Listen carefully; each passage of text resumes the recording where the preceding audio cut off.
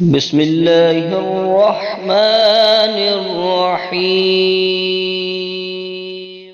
بسم اللہ الرحمن الرحیم۔ السلام علیکم ورحمۃ اللہ وبرکاتہ۔ امید ہے کہ تمام پیارے ساتھی خیر و عافیت کے ساتھ ہوں گے۔ دعا ہے اللہ آپ سب کو سلامت رکھے۔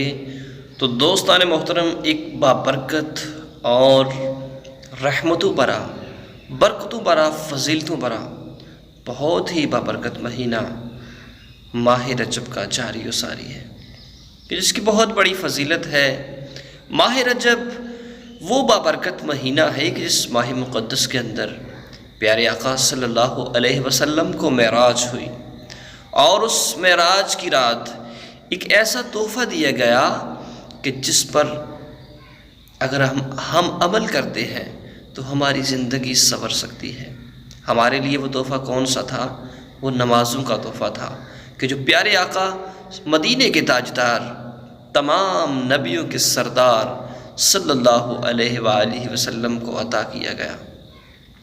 تو دوستان محترم، رجب کی اور بھی بہت ساری برکات ہیں، کہ ماہ رجب بہت ہی برکتوں والا مہینہ ہے۔ اس ماہ مقدس کا پہلا جمعہ بڑی برکتوں والا، دوسرا جمعہ بڑی برکتوں والا، تیسرا جمعہ بڑی برکتوں والا ہے، اور چوتھا جمعہ کہ جس کے اندر 27 رجب بھی آتی ہے، جس کے قریب قریب آتی ہے۔ تو دوستان محترم، جب بھی آپ ماہ رجب کے اس بابرکت مہینے اور ایام کو پالیں تو ضرور اللہ کے حضور توبہ کیا کریں۔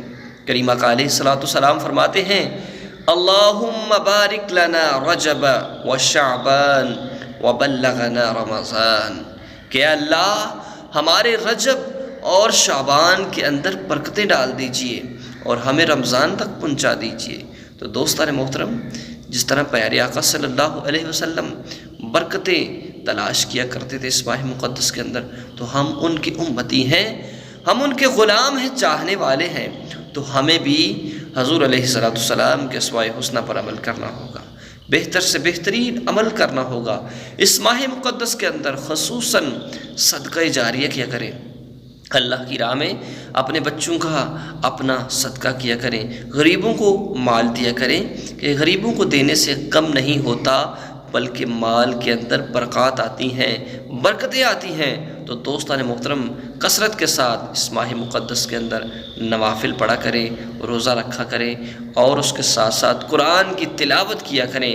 تو دوستان محترم، نوافل کس طرح ادا کرنے ہیں؟ کہ جب بھی آپ کو ٹائم ملے، کسی بھی دن کے اوقات میں، رات کے اوقات میں، تو نوافل 2 رکعت نماز نفل پڑھ کر 101 مرتبہ سورہ فاتحہ پڑھ کر، درود شریف اول و آخر پڑھ کر دعا کریں، اللہ آپ کی تمام حاجات کو جائز حاجات